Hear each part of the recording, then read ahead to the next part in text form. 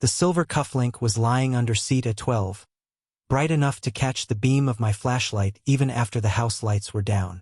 I stopped sweeping and crouched between the front row and the stage, holding the broom against my shoulder so it would not fall. Most things left behind at the Tacoma Bell Theater were ordinary. Programs folded in half. Candy wrappers tucked into cup holders. One lonely glove every December. This was different. The cufflink was heavy, polished, and engraved with a small letter N that looked too expensive for our donation bin costume rack. I picked it up with 2 fingers and was about to carry it to the lost and found drawer when the side door opened behind the stage. I knew the sound of that door. It always dragged at the bottom, then clicked twice because the closer was old. Nobody came back through it after midnight unless they had forgotten something important. Nora Brooks stepped into the aisle with her heels in one hand and her coat over her arm. She was still wearing the navy dress from the benefit reading. But without the stage lights and the microphone, she looked less like the woman everyone had applauded 20 minutes earlier, and more like someone who had been holding herself upright all evening by habit. My name is Ellis Vaughn. I am 36, and I work nights as the facilities man for the Bell. I mop floors, fix loose seats, tape down cables, replace bulbs, haul risers. I make sure the place is ready for the next group that thinks art happens without anyone taking out the trash. It is not glamorous, pays my rent, keeps my hands busy, and lets me stay where the noise ends. Nora was not staff, not exactly. She hosted the morning show at a local radio station and volunteered as a narrator for community events. People loved her voice. Warm, steady, the kind that made traffic reports sound like somebody was personally helping you through your day. I had heard it through the backstage speakers more times than I could count. I had also seen her after the applause. She would take off her heels behind the curtain and press one hand against the wall until the ache passed. She noticed the cufflink in my hand before she noticed my face. Her shoulders tightened. Just a little, but enough. "You found it," she said. I looked down at the silver in my palm. "I found something." She came closer, then stopped at the edge of the front row, still barefoot on the carpet. "Where was it?" "Under A12. Her eyes moved to the seat, then back to the cufflink. She did not reach for it. That was what made me careful.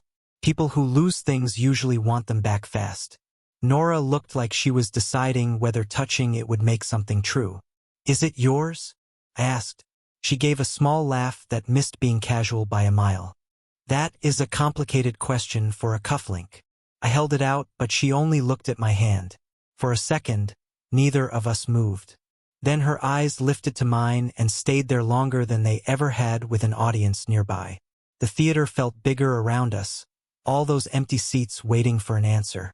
Finally, she asked quietly, "Did anyone else see that?" "No one else saw it," I said. The ushers left before I started the front rows. Nora let out a breath so quiet I almost missed it. She looked toward the lobby doors, then back at the cufflink, like the empty theater might still have ears. I closed my fingers around it, not to keep it from her. I just wanted to stop the silver from shining between us, like a question neither of us was ready to answer. "Do you want me to put it in Lost and Found?" I asked. "Not yet."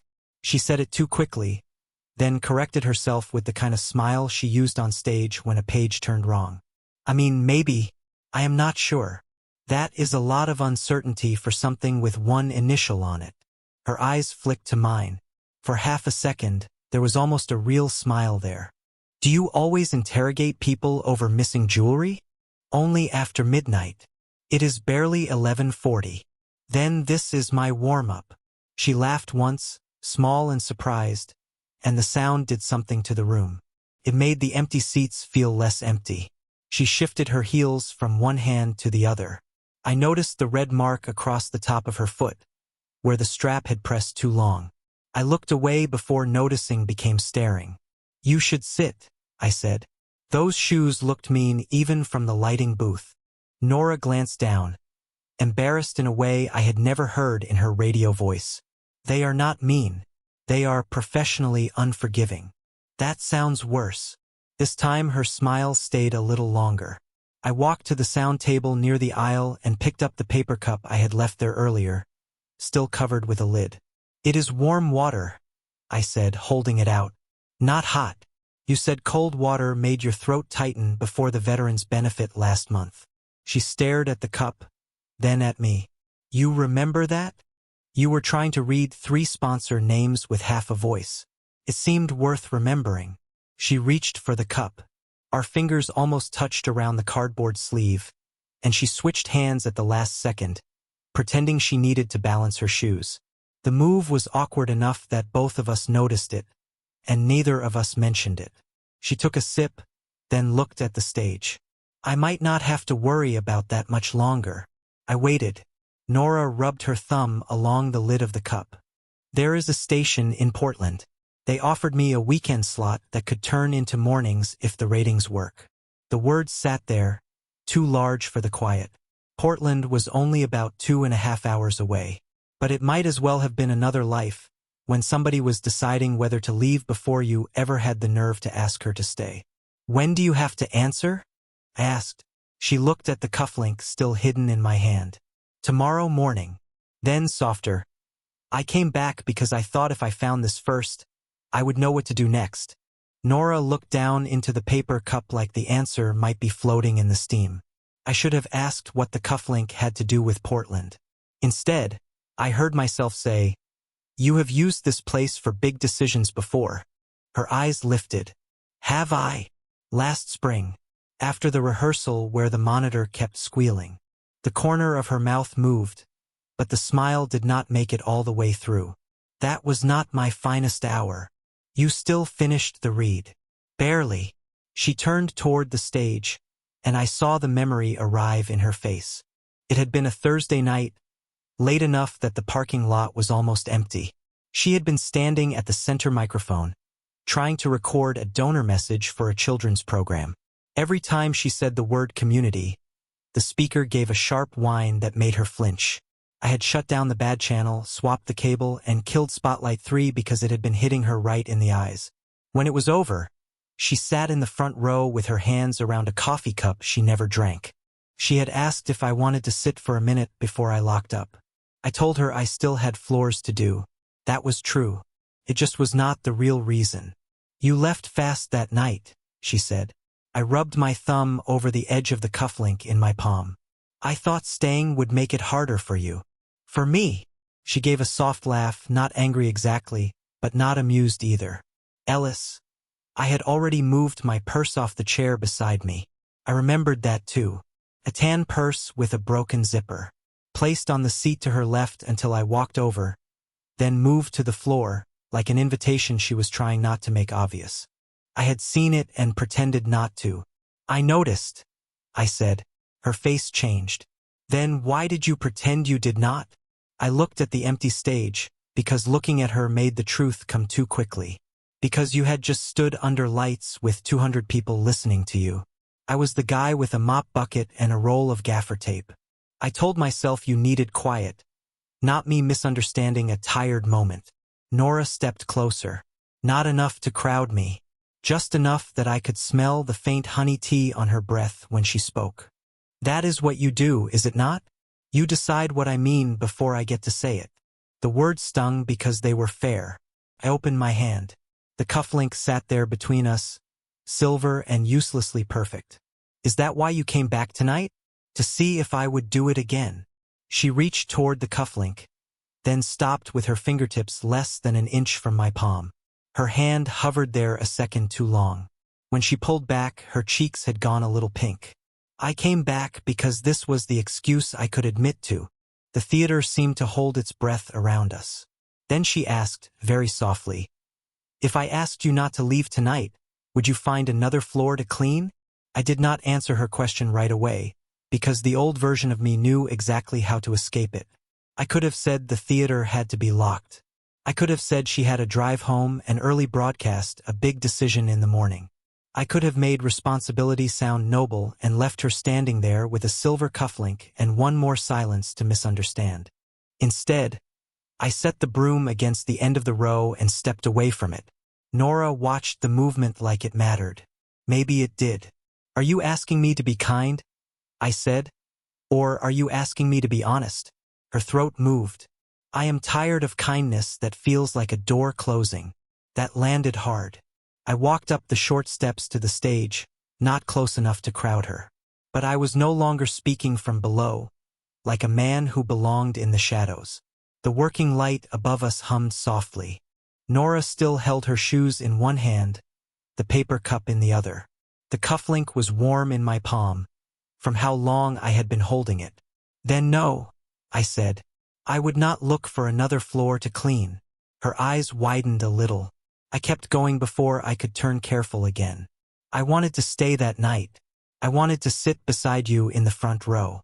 I wanted to hear what you sounded like when you were not reading for donors or calming down morning traffic. I wanted all of it, Nora, and I talked myself out of it because I decided your life was too bright for somebody who changes trash liners after midnight. She looked down quickly, but not before I saw her face change. Hope, maybe. Hurt too. Ellis. No, I said, softer this time. Let me finish one thing without hiding behind a job. My hand opened between us. The cufflink sat there, clean and silver and nothing like either of us. I am already in love with you. Not from tonight. Not because you came back. Not because Portland might take you away in the morning. The empty theater seemed to shrink around the words. I had carried that sentence for a year. Saying it out loud felt like setting something heavy on the floor between us. Nora stared at me like I had handed her something heavier than the cufflink. Then she gave a small laugh that broke halfway through. That is exactly what scares me. My chest tightened. Why? She set the cup on the edge of the stage and reached for the cufflink at last. Her fingertips touched the silver, then stopped against my palm. Neither of us pulled away. Her hand was cool. Mine was rough from tape and dust. For 1 second, it felt like the most dangerous thing in the room was how badly I wanted to close my fingers around hers. She withdrew first, holding the cufflink carefully. Because you see me here, she said.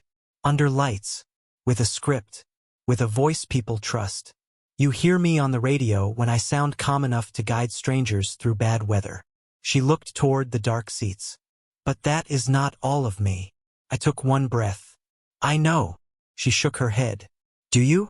Or do you love the version who never stumbles, because someone handed her a microphone? The cufflink caught the light between us. Say it when I am not standing on a stage, Ellis. Nora stepped down from the stage instead of answering me. For a second I thought she was leaving, and the old fear rose so quickly I almost let it decide for me. But she only crossed to the front row and sat in seat A12, the seat where the cufflink had been hiding. Her shoes rested beside her feet. The silver piece lay in her open palm, brighter than it should have been under the dim work light. This is from the show jacket, she said. The one they put on me for the donor photos tonight. It was not mine. I looked at the tiny engraved N. Then why did it scare you? She gave a tired smile. Because everyone kept saying I looked perfect in it. Perfect dress. Perfect voice. Perfect little hometown success story before I disappeared to Portland.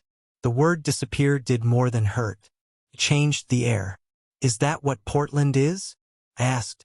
A job or an exit? Her fingers closed over the cufflink. Both, maybe. I sat 2 seats away, not beside her, because she had not asked for that yet. But I turned toward her instead of hiding behind the aisle. Do you think I only love you when the room is watching? Nora looked at me sharply, like she had hoped I would not be brave enough to ask. I think you have never had to choose me when nobody else could see me, she said. You fixed the spotlight. You remembered the water. You stood in the back during every reading. But you never crossed the room until tonight. That was the truth, and it did not let me look noble. I was wrong, I said. Not careful. Wrong. Her face softened, but she did not let me off. What do you want, Ellis? Not what you think is polite. Not what lets me leave without feeling guilty. I almost said I wanted her to be happy. It would have sounded decent, and it would have been a coward's answer. I looked at her bare foot tucked under the seat, at the faint red line from the strap. I want you to stop thinking the only version worth keeping is the one that can stand in those shoes for 3 hours and smile. Her mouth parted. I kept my hands on my knees because if I moved too fast, I would make the moment about comfort instead of truth. And I want to take you to the diner on South 11th after rehearsal sometime, where the coffee tastes burned and the booth by the window leans to the left. I want to hear your real laugh when nobody paid for a ticket. Nora laughed once and it came out shaky. That is a terrible sales pitch. It is an honest one. Her knee brushed mine when she shifted, accidental at first. Then neither of us moved it away. The small contact made me forget the empty rows, the wet mop bucket, the clock over the exit sign. Nora looked down at the cufflink and set it carefully on the armrest between us, like she was putting a third person in the conversation. Tomorrow morning, the station manager wants my answer by 8. Then I need to answer you before that, I said. She looked at me. With what? I stood, not leaving but choosing movement. With proof that I know who you are when the microphone is off. Behind the sound table, I remembered the drawer where I had kept things I had never been brave enough to show her. I went to the sound table drawer, but Nora followed only halfway down the aisle. I could feel the space open between us again, and I hated how familiar it felt. Inside the drawer were things I had told myself were practical. A yellow note with her first morning broadcast time scribbled across it. I had stayed late to hear whether the old lobby speaker carried her voice clearly. A strip of blue tape labeled Spotlight 3, replaced after she mentioned once that the glare made her right eye water. A folded card from a fundraiser where she had spilled black coffee on the last paragraph and laughed so hard she had to reread the sponsor name. I took them out and laid them on the sound table, careful, like evidence in a case I had waited too long to bring. Nora did not smile. She stared at the little pile, then at me. You kept all that? Her voice was quiet enough to make the question worse. Yes. Why? I looked at the note with her broadcast time. Because those were the parts nobody clapped for. Her fingers moved toward the card, then stopped. Or because you liked watching from a place where I could never ask anything back. The words hit harder than anger would have. I understood too late how the proof could look from her side.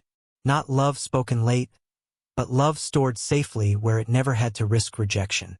Her phone buzzed on the armrest beside seat A12. She glanced down and the color left her face. It is Portland. Now? The manager moved the call. 7:30. He wants my answer before their morning planning meeting. The clock above the exit sign said 12:17, but suddenly the night felt almost gone. Nora picked up the cufflink from the armrest and held it so tightly her knuckles paled. Maybe this is what I needed to know, she said. That you can remember everything except the part where you actually come toward me. I stepped around the sound table instead of letting her walk out with that as the last word. I stopped a few feet away, close enough to be honest, far enough not to trap her. Then ask me what you are really afraid of, I said. Her eyes flashed. I am afraid you love the woman who sounds good through a speaker. No, I did not raise my voice. I just did not let the answer hide.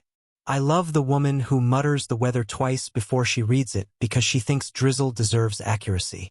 I love the woman who takes off her left shoe first because that foot hurts worse. I love the woman who laughs at bad coffee and then pretends she did not. Her mouth trembled, but she looked away before I could see what it meant. You should have said that before tonight. I know. I took the cufflink from her only when she loosened her hand and let me. Our fingers brushed, and for 1 second she did not pull away. Then her phone buzzed again, and she did. I cannot make this decision in the middle of your proof, she said.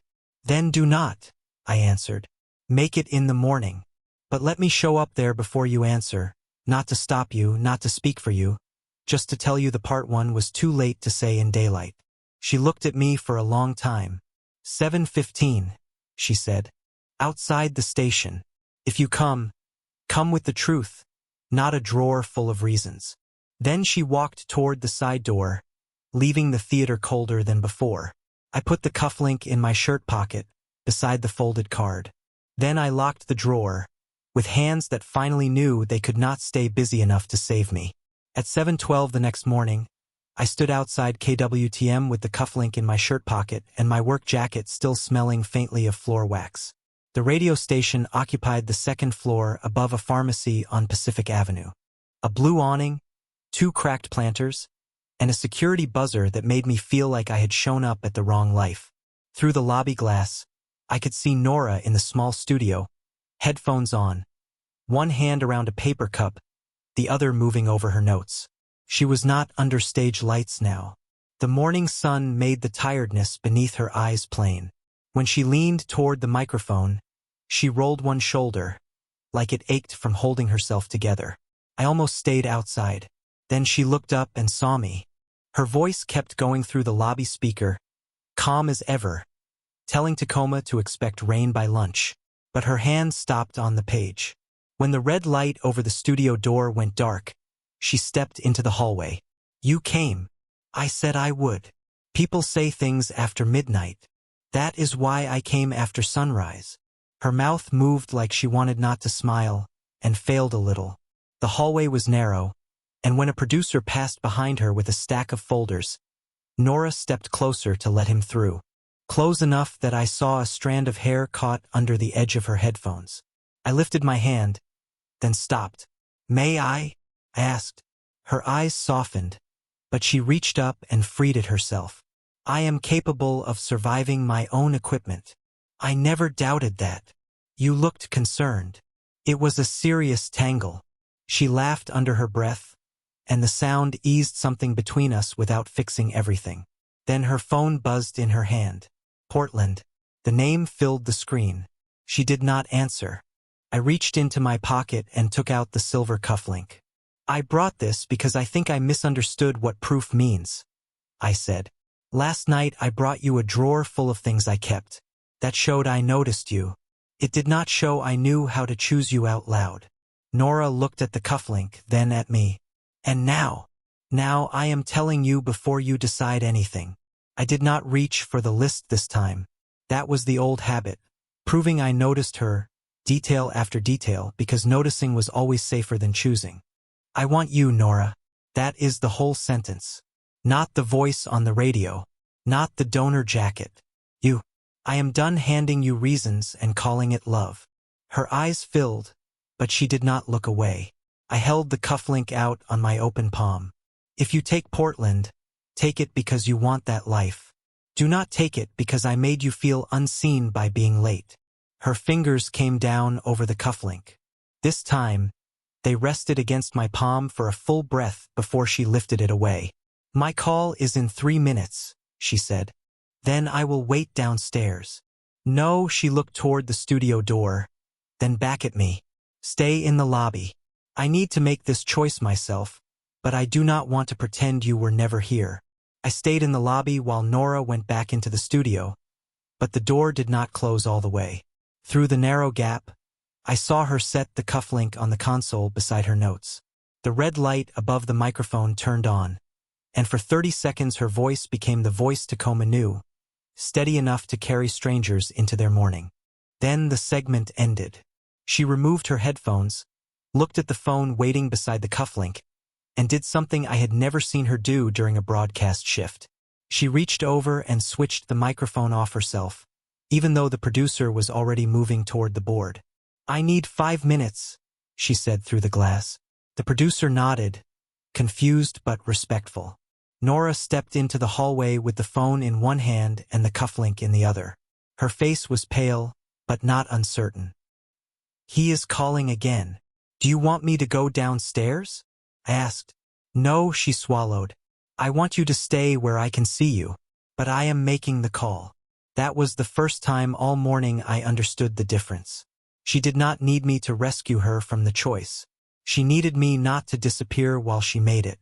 Nora answered and walked to the far window overlooking Pacific Avenue. I could hear only pieces. Yes, she appreciated the offer. Yes, Portland mattered. No, she could not give an immediate yes today. Then her voice shook once, but she did not stop. "Because I do not want to confuse a career move with running away." She listened, nodded, and looked back at me. "I understand.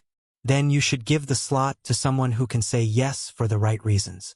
When she ended the call, the hallway felt too quiet for a radio station. She came back slowly, still holding the cufflink. I might have just made a very expensive emotional decision. Maybe, I said. Or maybe you made an honest one.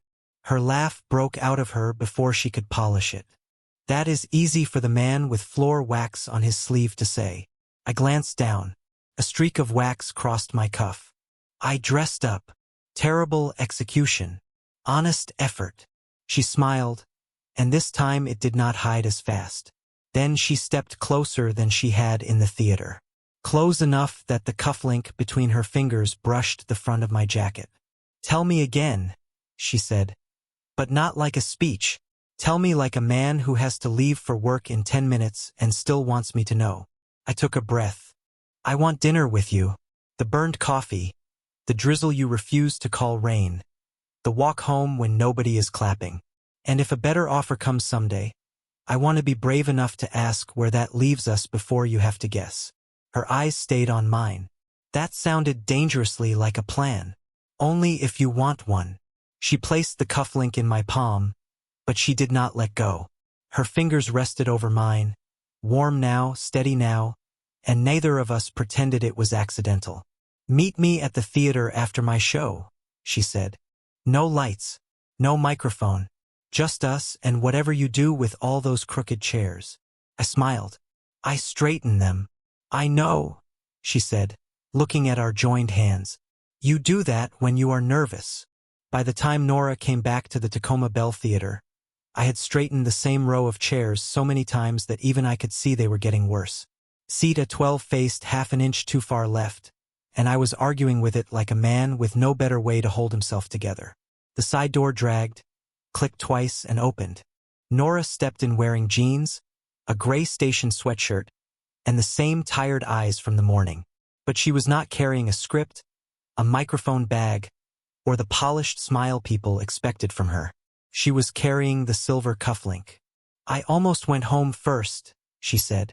Then I realized I would change clothes, make tea, think too much, and talk myself into being reasonable. Reasonable is overrated after a certain hour. It is 2 in the afternoon. Still applies. She laughed, and the sound moved through the empty theater without needing speakers. Then she walked to the front row and looked at the armrest where the cufflink had sat between us the night before. I told Portland no for now, she said. Not forever. Not because of you. Because I finally heard myself trying to turn a job into a hiding place. I nodded. Even though my chest had loosened so quickly, I had to remind myself not to look too relieved. That sounds like your decision. It was. She came closer. And this is too. She held out the cufflink, then changed her mind and climbed the stage steps. I followed, stopping at the edge because she had gone there with purpose. At the prop table, she opened the shallow wooden box labeled formal wear. She placed the cufflink inside, beside a chipped watch, 2 plastic pearl pins, and a bow tie that had seen better decades. There, she said, back where it belongs. I looked at the box, then at her. And you? She turned around. The afternoon light from the lobby windows reached just far enough to catch one side of her face. I do not belong in that jacket. I do not belong in a version of myself that is easier for other people to applaud. Her voice shook, but she stayed with it. I came back because when you finally spoke, you did not ask me to be impressive. You asked me to have dinner. I swallowed. I am still asking. Good. She stepped down from the stage, closer than she needed to be, close enough that I forgot the chair in my hand. It bumped my knee with a dull scrape, and she smiled. You are very smooth, Ellis Vaughn. I have other qualities. I noticed. I set the chair aside before I damaged public property or my dignity. Then, can I say this properly? She nodded. I took one careful step toward her. I want dinner with you tonight. Not as the woman from the stage. Not as the voice from the radio. As Nora, who corrects the weather, hates Spotlight 3, and should never wear shoes that unforgiving again unless somebody pays her extra. Her smile trembled. And after dinner?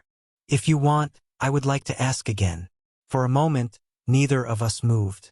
Then she reached for my hand first. Her fingers slid into mine, warm and certain, and she gave a small, embarrassed laugh when my thumb brushed the edge of her knuckles and stayed there. You can ask again, she said. But you do not have to stand in the back row anymore. I looked at her, at the empty seats, at the prop box where the cufflink no longer had power over the room. May I step closer? I asked. She did not answer with words. She stepped into me and wrapped her arms around my waist, holding on like she had chosen it, before she was ready to say it. I held her back slowly, clearly, with both feet on the stage floor and no audience to make either of us braver than we were. After a while, she whispered against my jacket, "You really do smell like floor wax." I laughed into her hair, relieved enough to be useless. Honest effort. Terrible execution, she said, but she did not let go.